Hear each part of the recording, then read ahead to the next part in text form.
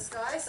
I'm going to welcome Scott Armour. He is on the Pasture Summit Committee, a farmer in his own right, and he's going to lead a facilitating session with these four men.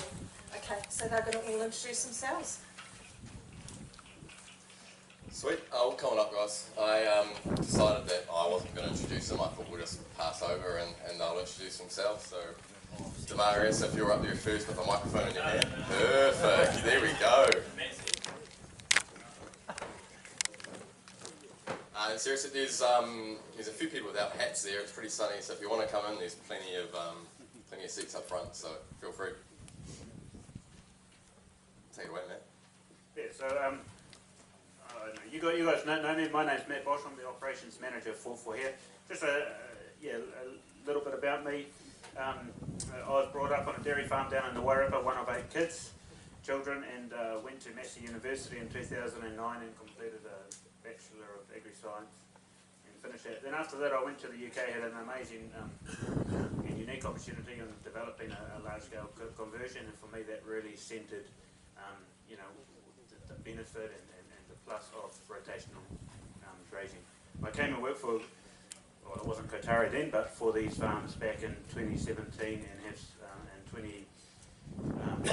2016 to Kuiti, and in 2020 I had the opportunity to oversee this farm and the next door farm, and then in 2022 it was what we call all the town farms, and then in 2023 it was included the farms out at Rangitoto. I don't want to add pressure to you guys, but Matt's got a full list of information to work through. Where's your... make it faster. Yeah, so I'm Dimarius Wade. I'm 26 years old. Been in the group since I was 17, 18. When I first started, I was primary ITO through school. So I do meat works in the morning, milk for Matt. That was at Naku then. I started then, and then I'd go to school, and I kept that up for a bit. Sort of drifted off of school to the meat works. I thought that was the golden goose, so I was wrong. And then I just got sick of working inside, came back in 2018, worked out Rangitoto, still part of the group, for a guy named Earl on Omaha Farm, and then did a year and a half there, shifted to the current farm I'm on now, Kuranui. I started as dairy assistant, year and a half, probably similar thing, and then moved to IC, and then sort of got the opportunity to manage the farm under supportive contacts throughout the industry. So yeah, that's sort of my background to where I am today. And I'm Shaun Olsen. You hear that?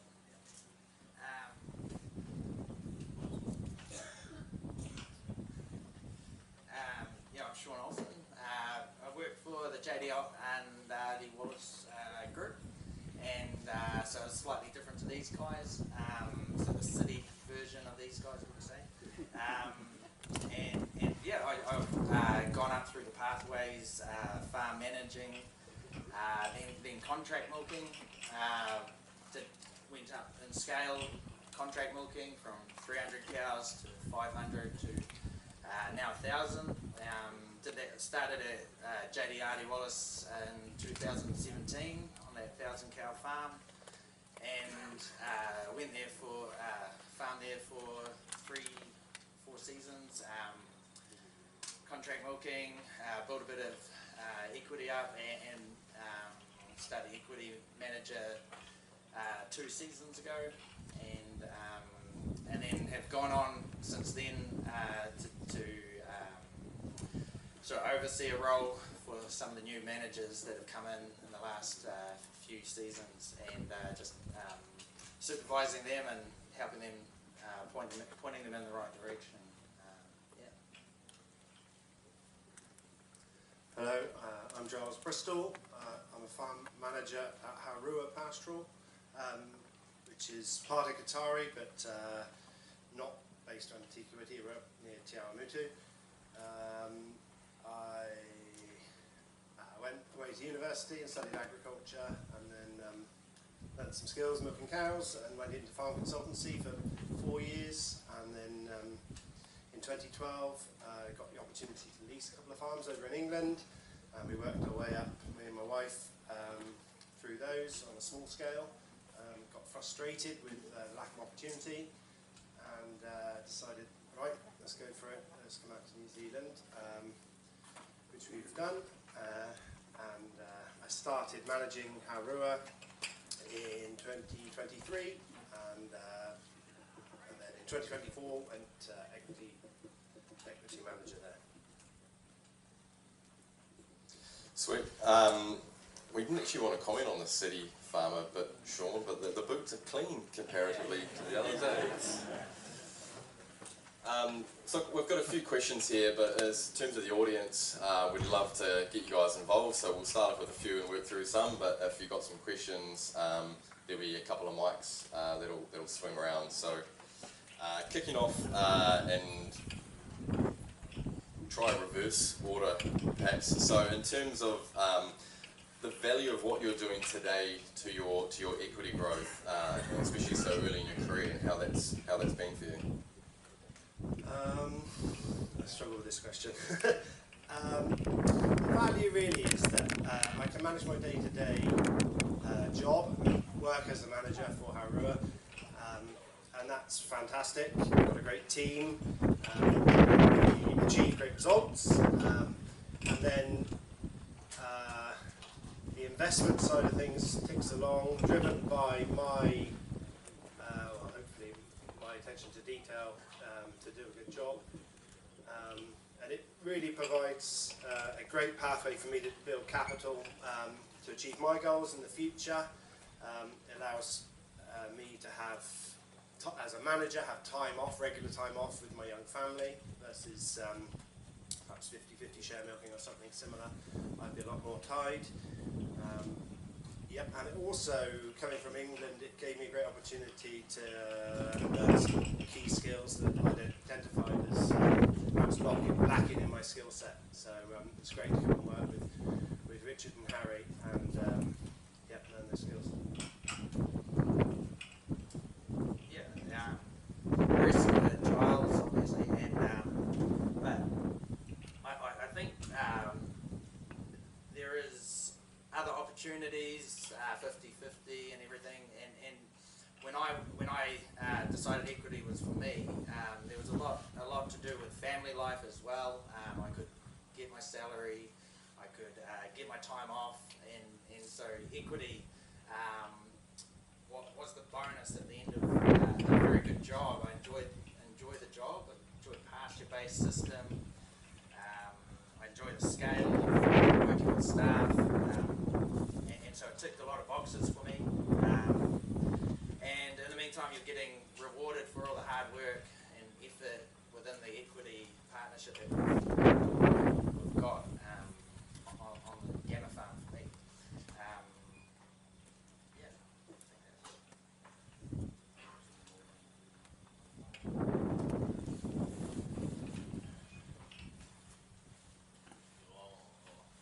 I'm not in the equity circle yet, but it doesn't mean the opportunity's not there. So yeah, I probably won't really comment on that one for now. In 3 years, well, 3 years it could be. Perfect, yeah. So,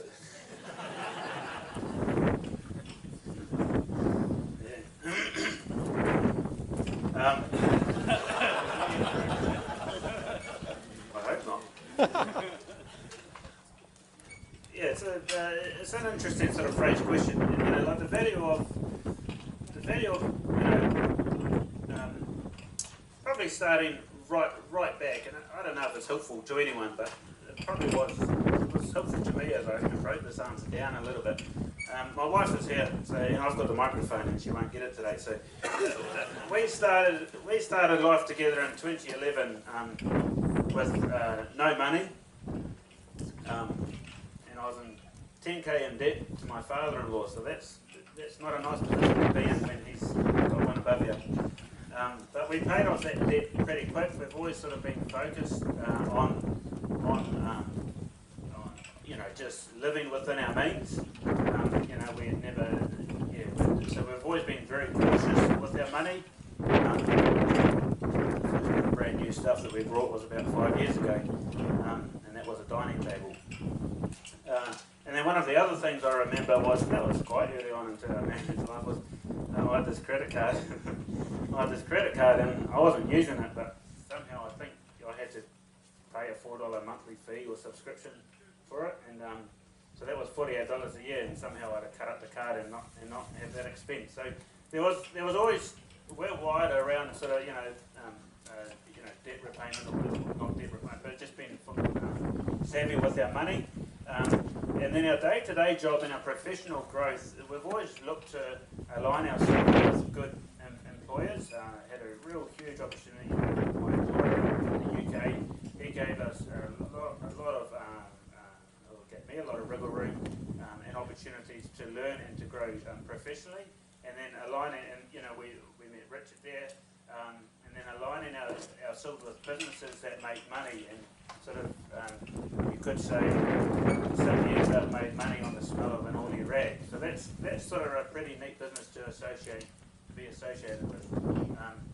And then again, it is enjoying life. So, we do, I'm on a roster, I get days off, I get annual leave, and that's a real neat part for our family. That's something that I don't think I'd want to change, and my wife and children definitely don't want me to change. So having a big professional farm management role, that's pretty neat, and then having an investment, still got that next door, and that's ticking the investment boxes. That's pretty good returns as we've seen, and then just being good at what you do, I think those opportunities do line up. Yeah, so all in share where opportunity has been created through your time with others and Kotare here. And I know Giles and Matt, you guys specifically talked around people and who you've engaged with through that time. Did you want to talk about the role of some of those people, whether role models or just people you've worked with, and what you've learned along the way? Yeah, absolutely. It's a common saying. It is all about the people ultimately. And personally, where I am today, or where we are today as a family, it really is because of the people, of the employers that we've had. They had, and that's sort of what I strive to do on behalf of Kotare, is to be a good employer, because I've had that delivered to me. So far, I've only had one poor employer, and that was pretty destructive. And I don't, I don't think he was a bad person. So, but anyway, never mind. It just didn't work out. But all the rest have been very positive. They've given me loads of learning opportunities. So that's been real neat. So you might say they've taken a gamble on me, and I've just really enjoyed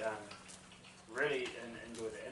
And for me, it was, I was only a young guy out of university, married, and came from the Wairarapa, so I didn't know which way it was up. And then going up to the UK, and this guy here was, letting me go over to the Positive Farmers Conference, flying me out there, discussion group tours. They were private groups. He sent you on a study tour. I took his place. Like for someone that's 22, 23, that's actually a pretty awesome place to be in.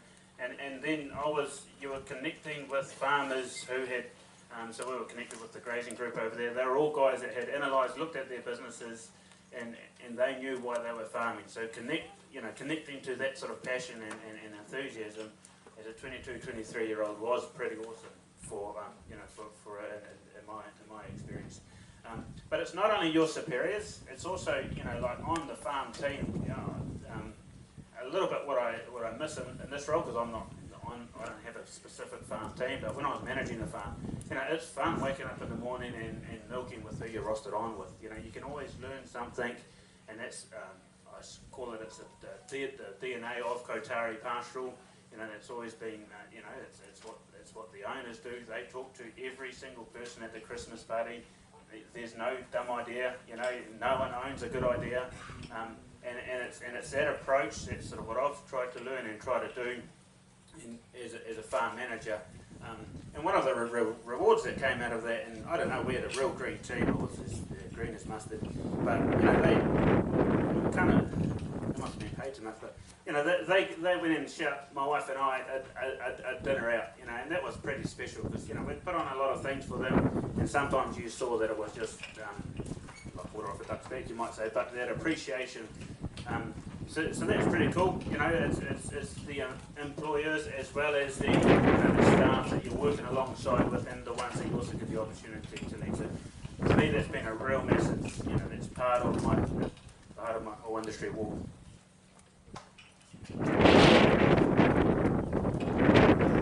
Yeah, for me, probably quite similar to Matt.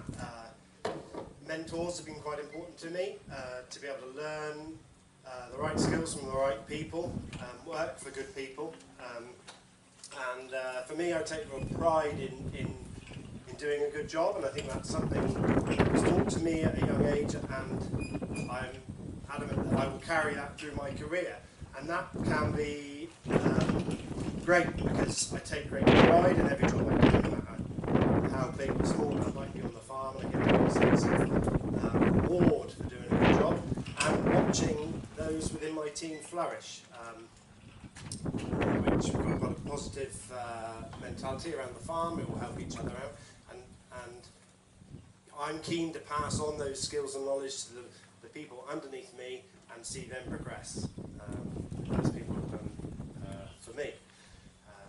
Yeah, and I would just say, like, I too had a bad experience with a bad employer, and it was pretty tough, and it really affected me mentally for a while. But I think from all of these knockbacks and bad situations, you always learn or come to a conclusion, learn a lesson from that, and you've got to search for it sometimes. Sometimes it's hard to find. But you learn what you don't want to be, and you learn where you want to go, and it just cements your growth path. And yeah, it's very important to take positives from every negative situation. Yeah, I going up my roles and in farms that I've worked for, I probably I didn't work for any bad employers, but none that would teach me a lot. I struggled to find people that would teach you how to farm, and it was mostly just jumping in the deep end, finding out for myself, trying to work things out, and out of necessity, coming up with ways to feed the cows, and so there was no one that really grabbed my attention. But I guess coming to JD and Wallace, by the time I got there, I had some ideas about farming, and they had things in place which aligned with my values, and I was able to carry them out and figure things out a bit more professionally, having things on paper a bit more, and I've done it for many years, so I was able to, where I had no upbringing in farming, no business upbringing, and so I was able to learn that here, and so that's been very valuable in my most recent progression. But yeah, and through that, through not being shown things very well, it's sort of given me a passion in my supervisory role to teach new managers, help them where they are not sure of things. I can be there to help them. I think it's really important, especially when you're starting on a new farm, that if there's someone there to just point you in the right direction, because it's very hard to find out where water works and how the machines all work, and that's where my role now, I feel, is helpful in that, within the group, and yeah. So thanks. Dimarius, when you answer, do you want to talk around how that worked with your industry change?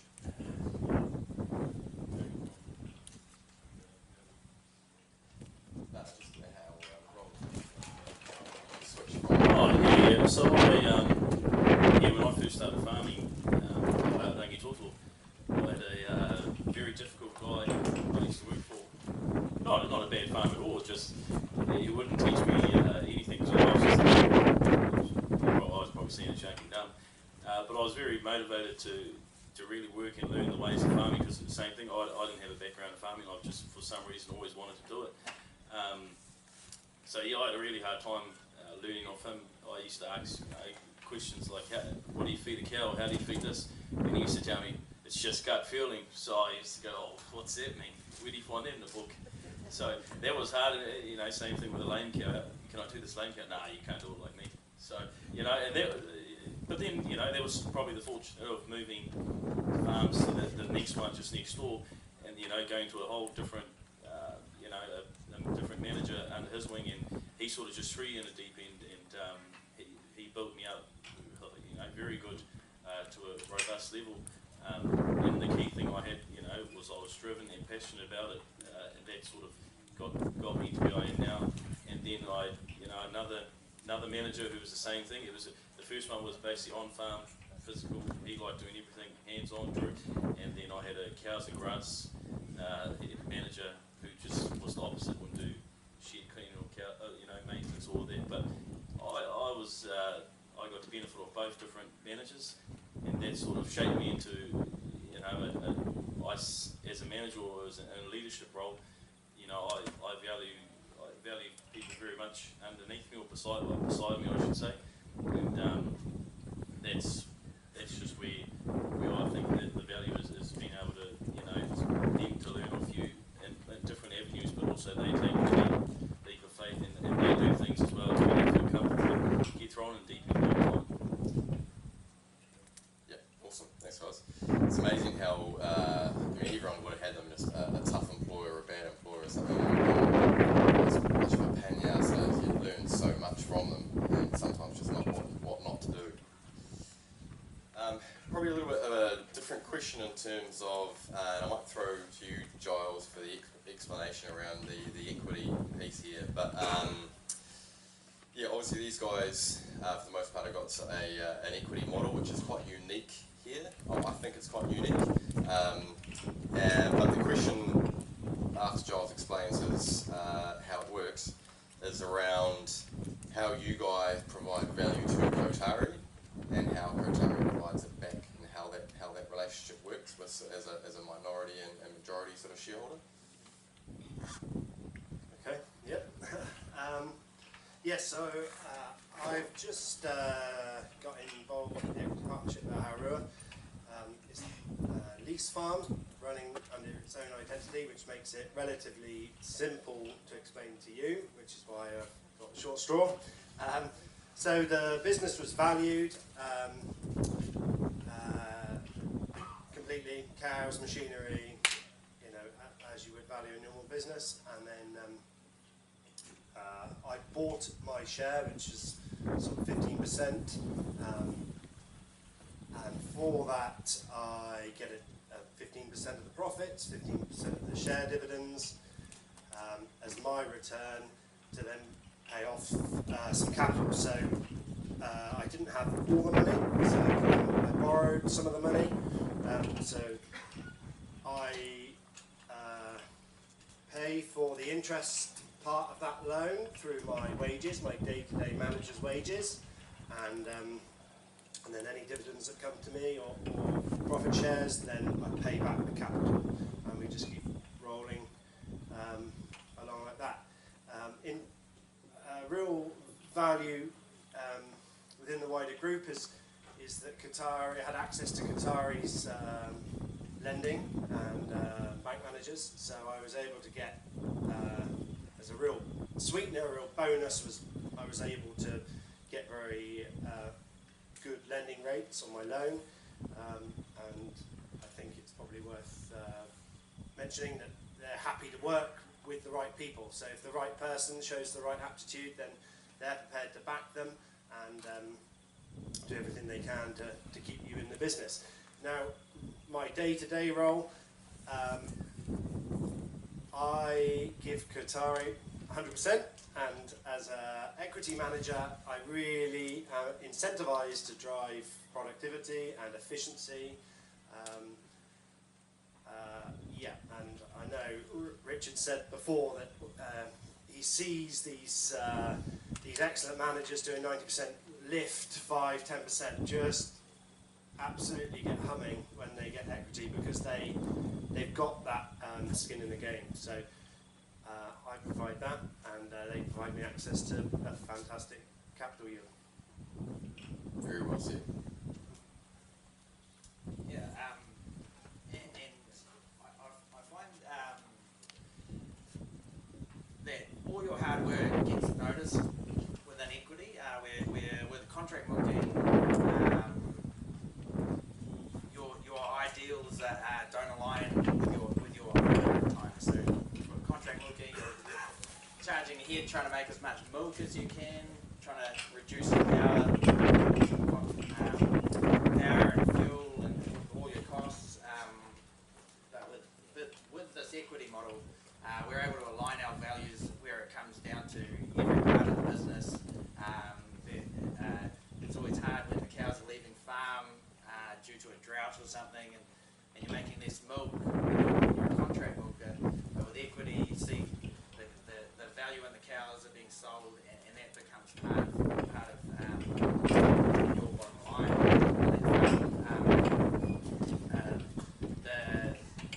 The great thing I've found is now instead of going upsizing the farms every 2 to 3 years, I've felt that I can jump into this farm and spend a bit of time getting it perfect. Empty rates after good empty rates after good empty rates, they all add up, and you notice the effects of all that. The way you present the farm, it's a reflection of how well you run the farm in ways, how the fences look, and all that gets pulled back over time in order to and over time it all adds up that you have you can look back and be proud of that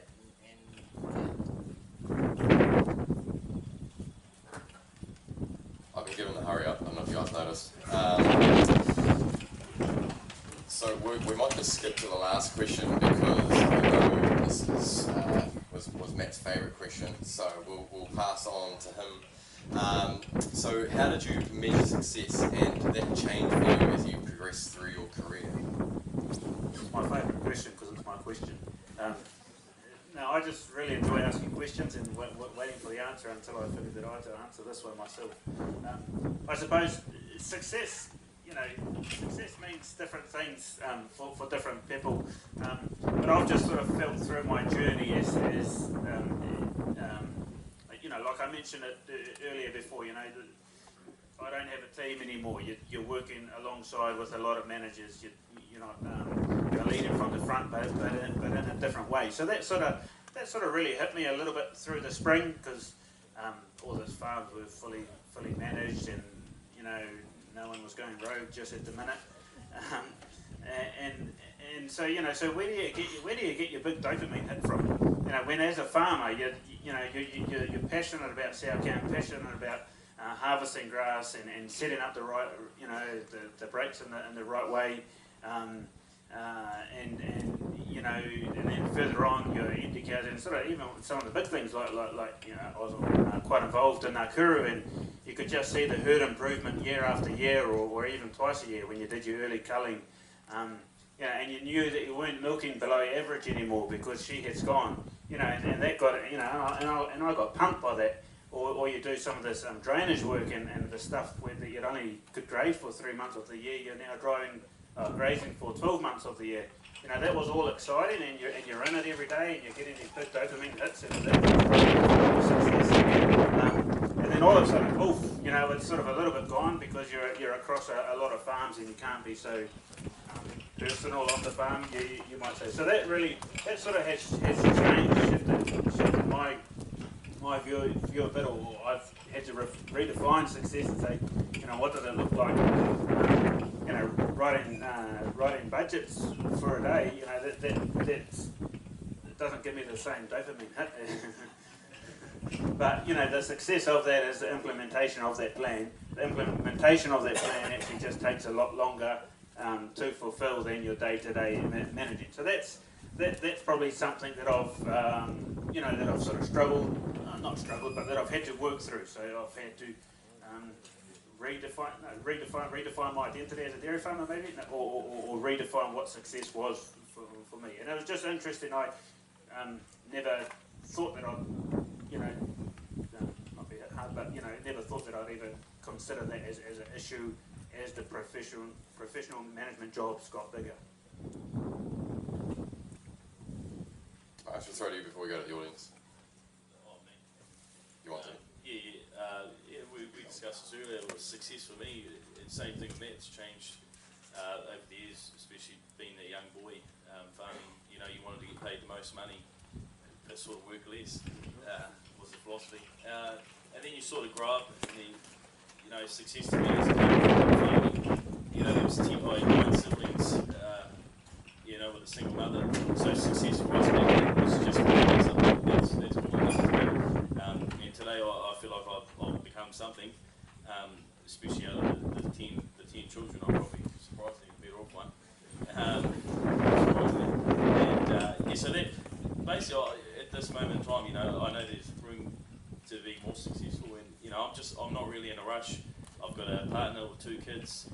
You know, spending as much time with the kids, the activities of my young kids, you know, that's successful to me. My partner's happy, and also, you know, guys coming through the farm. I like getting younger guys. I've got older guys now, but being the ability to teach them, you know, multiple things, and they actually go off and do something with it. That's pretty successful to me. It just to know I had a small part to play in that. If they didn't, well then I probably don't want to know them. But yeah, so that's probably the best in terms of success for me, and reading it is at this moment is just people learning, moving on, and becoming something. So yeah, that's my take so far. Awesome. Okay, well, Robbie, we'll throw to the audience if anyone's got some questions. And like, honestly, just feel free to drop one a minute too. Like, if you want to ask one specifically for someone, just go for it. Just before on that financial, on that success, you know, like that was a personal feeling. Like financial success, I think, has always stayed. You know, it's always driven, and you know, that's always to be better. Is to leave something for our children so that they can grow and develop. And if they can start 3 steps ahead further than where we are from, and hopefully they can pass it on, then I think we're building a better society. I didn't answer the financial one, and it was a bit more of an emotional rant. Scott, I just got a question when we wait and someone put their hand up. If you were a young member in the audience here and you were on wages and maybe didn't have that opportunity for the pathway within, what advice would you give them to build a career? Yeah, no, I just don't think, you know, I used to be scared to move up the ranks. You know, I was afraid to do more. I thought it was difficult as can be, especially going from that 2IC to manager transition. But once you do it, you know, it's your everyday life. It's easy as making your bed every morning. You know, that's for me, from young to growing up and going through the ranks. I just think just go for it. And just definitely don't be afraid of it. Like you just can't be afraid to take opportunity. I didn't even want to. I was ashamed to even talk up here, but you know, it's just another opportunity. So you just take it. And how's the support around you help with that? You know, in the most recent years, it's been Richard. I've probably got more involvement with Richard and Harry and Matt. That's very supportive in the role, especially, you know, you are in a similar senior role. So you've got to be pretty mature about things. So yeah, they've been very supportive around that, especially probably Matt. Probably does too many farm drives out mine. But it's all avenues you take advantage of, because one day you'll look back and think, you know, I wish I had that help. I never took advantage of it now. I'm still a farm manager on 700 cows. support, especially through Kotare, is definitely there. There's more support than just Matt, Richard and Harry. You know, I've got family support for all that. So, yeah, it's always, the whole lot's there, yeah. Must be some questions. Oh, we got a hand up. Oh, two hands. Any advance on two hands? Great, guys. Awesome story from all of you. Thanks for that. Have you guys got kind of, Matt talked about the financial success. Have you got any hurdles or anything you're trying to, rate of return or compounding growth or anything like that that is tied to this equity scenario that you guys are in? And is it possible versus share milking or contract milking or whatever you guys played them scenarios out? Oh, yeah, like if I wanted to go 50-50 share milking, yeah, you know, that would have a higher rate of return, or take on a lease farm on my own. And you know, are we there? We could be, but there's also, you've got to be, you know, there are a lot of other things, you know, that feed into a business decision. So financially, I mean, I think we're doing well. We've grown a lot of equity over the time. And look, you get your dark night in June and you look at your numbers and it can be pretty disheartening. But I think, you know, one of the key things from investment, and you know, is that it just takes time. You know, like, you know, I talked to someone the other day and he said, oh yeah, I could go and buy a dairy farm, or he could buy two, but he was really 60 years old. But you know, his last sort of 10 years of that time, you know, that was his high rapid rate of return, and that's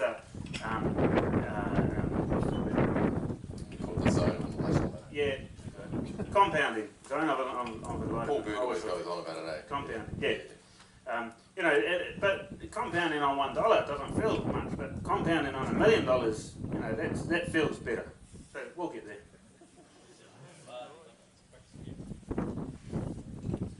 My first question is deliberately targeted at Dimarius. Dimarius, thank you very much for sharing your experience so far. My question is from a farm owner's perspective. So do you aspire yourself to be a farm owner at some stage? It's a dream. It's definitely, yeah, you know, I'd love to be, and one day soon, and I'm sure, you know, if I stick with the path I'm on, it could be achievable easily. So my next question is, who are you talking to and getting advice so that you know that the entry time is right for you? It's probably not on the agenda now, but you know, close talks with Rich and Harry, they'll be the best to give me advice on that. So I'd be going with, you know, where they are, or anyone who's doing well or owns a farm. You know, there's all different avenues, but at the moment in time, if I was interested, I'm pretty sure Harry and Richard, you know, lead me in the right direction. Cool, thank you. And the other three guys are not going to get off easy. Guys, how did you know the entry point was the right time for you, and the money investment side of it? And the second part, how do you make sure that you have the freedom to grow your share? Gee, they're not easy, are they?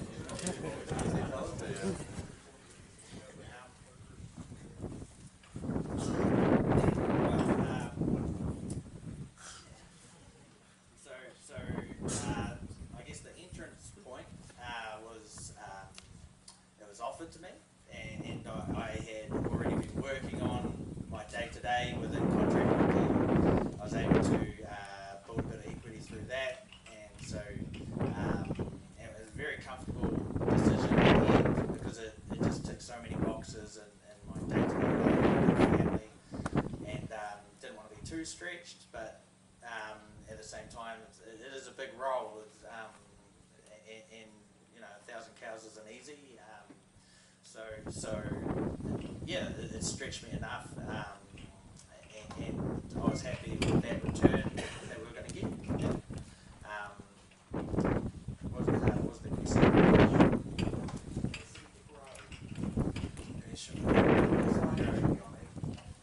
Well, I guess we're like through our budgeting and through seeing the progress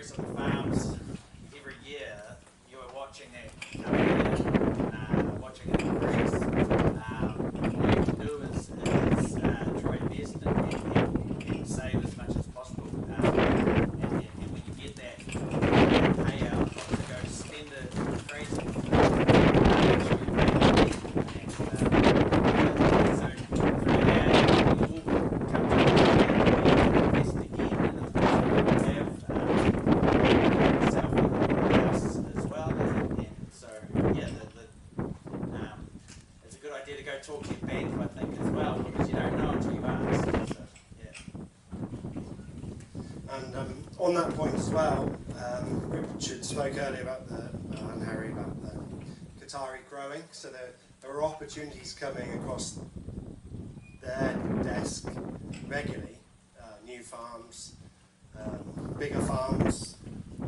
So in terms of growth, if we can do a good job now and an opportunity comes up, we're at the front of the queue to be able to upscale, go to a bigger percentage on a bigger herd, or possibly into some land ownership. So that's a really important relationship. And there is always sort of looking over the fence and sort of the exit strategy of perhaps going into 50-50 or something else. I think that answers things. In terms of the first part of the question was, we were offered it, and for me, equity is a great way of focusing my skills. Day to day, I'm very good at keeping the budget, being a low-cost operator in my personal life, and that is something that I can do for Kotare as well, and pay that back. And just a great way to build capital. Yeah, it's a wonderful opportunity to get early ownership as well, isn't it, with the way Kotare is structured. Sorry, at the back there. Yeah, look, my question's around the construct of the partnership. So as I realise you're interested in types of different shares with different rights to them. So is it an open A share, or are you in a construct where there's a share constructed where perhaps you might have voting rights, perhaps you might not have voting rights, that sort of thing? And how do you deal with the conflict? Is that you're managing, you are managing the business, and you are the one that's driving the outcome of the performance, yet you've got to report to the shareholders, of which you're also the beneficiary of. I might direct this to Richard in the first instance, and then I might write a response. Kevin, I was enjoying a quiet moment. No, I think this first thing, in the example of Giles, it's genuine equity, it's a limited company, so it's pretty legal, rock and roll, very, very black and white. For Shaun, he's got the notional equity, and that the notional equity is technically doesn't exist. We've got but every farm in our world, Dimarius, Wallace, Kotare's got its own profits in a herd code, so it's very easy for us to do that. But it is technically a notional lease investment. So legally, there is, you could say there's rights there. Bear in mind, all these guys have worked for us before they would get into equity. So the trust thing is massive, and we know they can operate well. They know they can trust us to behave well. They do get encouraged to get independent advice. So there is accountants and lawyers and banks and things involved to make sure they go on with their eyes open that way. And it's a pretty basic sort of agreement on the way in and out. And by removing land, it's got a lot cleaner, because it's, the cows are easy to value, shares are easy to value, profit expenses are easy to value. So, but the biggest one is trust, and they're not directors until they're over 25%. But look, bear in mind, I think as an owner, you could say a 10% equity manager has a lot of power, because in our world, all our managers have a lot of power, because we're not on the farms often at all. So they're making a lot of decisions, and they're already writing the budgets, seeing the performance. So, but I'll just hand that over to them, a bit of background. Yeah, I think that relationship is very important. Understanding what drives them and what drives you, and making sure it's that joins up. I could definitely trust Richard and Harry when I joined up, and knew that I'll be alright with that. And then I just wanted to get notice for the hard work that I was putting in, and I think that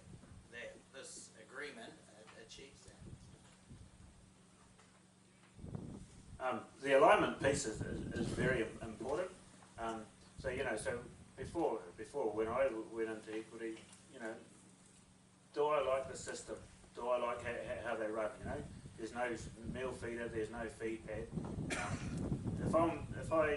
If it doesn't suit me in my DNA that to have my cows go to under a 1.3 solid in December, January, then I'm not probably the right person. And if I'm not passionate about pasture, then I'm not the right person to be in pasture. So the alignment thing is, absolute trust.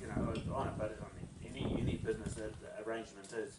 But the real key of the success is the alignment of the system, because we're not going to debate about putting in a feed pad or a moon motel or something. It's just,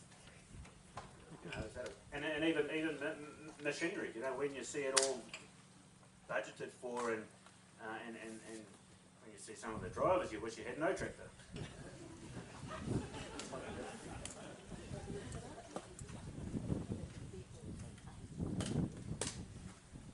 I think it's great. I mean, that definitely. There's quite a lot of safeguards to. It's a very good question that the last question has posed, because we've gone to a lot of trouble, and we have in our shareholders agreement or partnership agreements, we have the ability. We've an accountant that's not the JD and RD Wallace accountant, a well recognised firm in the Waikato that has basically is the final the ability to be the ombudsman in the case of a dispute, and in fact will settle the matter. So that power is taken away from us and taken away from these guys if it's arisen, and we've had to use it twice. And funny enough, both times the two parties that were aggrieved were the exiting party. And you're allowed to disagree. This happens. It's a tough world. And in both cases, they had forgotten, and we had to remind them that this provision existed. Let's put it before X. And we went and saw X both times, and X gave some very blunt but good advice, and we all walked away happy. So there are some serious things, but you've got to remember with you can't keep growing, because the moment you go over 25, you start to get the right to be a director. But more importantly, at what point does it stop being Kotare Pastoral? And I guess when the next step, and we've yet to test this, I think, we don't think we've done it anywhere, is when this outstanding crop here of people come to the next step. Do we do a joint venture together, 50-50 or something like that? And that's why I said earlier, there's quite a lot of thought going into this, but it's a very, very good question. But a lot of safeguards in place, and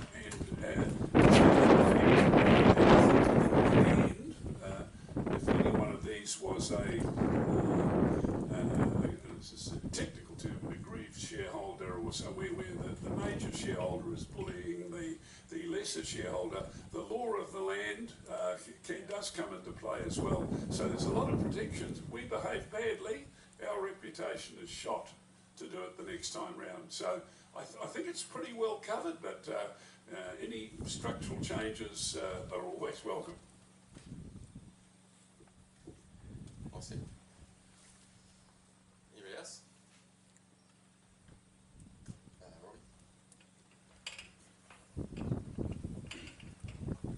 Congratulations, guys. You're all doing a fantastic job by the looks of it.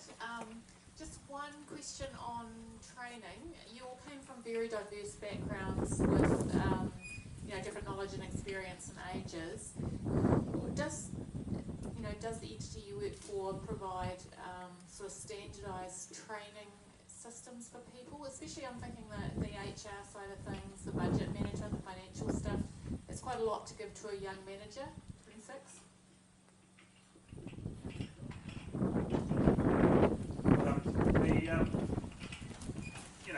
When they say, like we expose our assistant farm managers and employees, to the budgeting. They come, as we said, so by the time, Dimarius has been managing for 3 seasons now. He's been in before the entire season. He's been through the budgeting process for 5 or 6 years. So willing and capable to write his budget. And that's done, you know, Richard and Harry and the board, you know, they're smart financial cookies. So, you know, we've got a lot of training, we've got a lot of in-house training around that.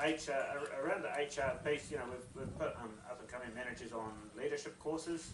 And we've done a fair bit of that. If someone has a flair for large-scale farming, they do it, or there must be some sort of natural ability for people. You know, if it's all about yourself and just you, working with someone else, it just isn't going to work. So I think that, you know, there's a lot of science and intel, you know, in-house that, and they're very open to share. Like the budgets aren't closed, you know, so the managers get to see everything.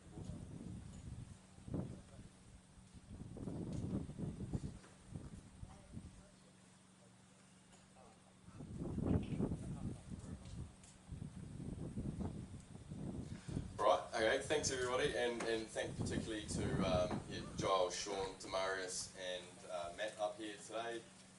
Always a bit nerve-wracking, and I've been walking past Dimarius each time, like, geez, a lot of people here, eh? So they've done an awesome job, and I think some of the key stuff for me today is, and what I've actually spoken with these four on a couple of calls earlier, was just the alignment they've got with the group and with the Snells.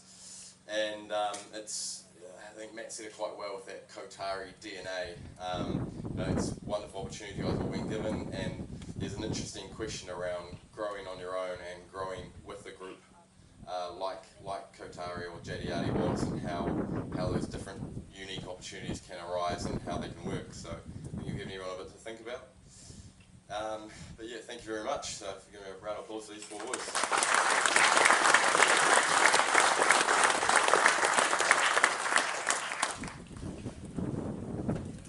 Steph, is there anything more to do? I'm wrapping up too. Right, okay. Thanks everyone for coming. Yeah, I suppose probably main things we need to thank is obviously the sponsors today. You know, obviously ASB is our, it's the headline sponsor, and then Dairy NZ is our headline partner. But look, thanks to all of you guys for coming. It's, I'm guessing, probably one of our better turnouts we've had. But what I've really enjoyed is seeing is like the really active discussion right away. Through lunch, you see groups of quite different people all talking together. And for me, that's what I really enjoy about Pasture Summit is you get companies like Kotare opening up their books, and everyone can have a look and think and take little nuggets back to their own businesses.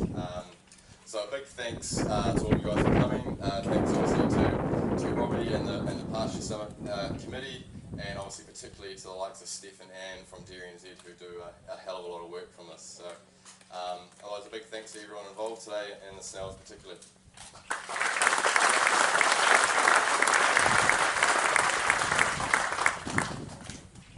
I've missed something.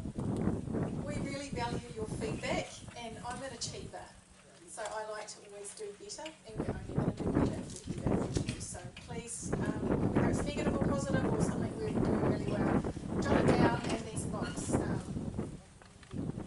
Before you go back to your car. Actually, you can't go to your car unless you give us your feedback.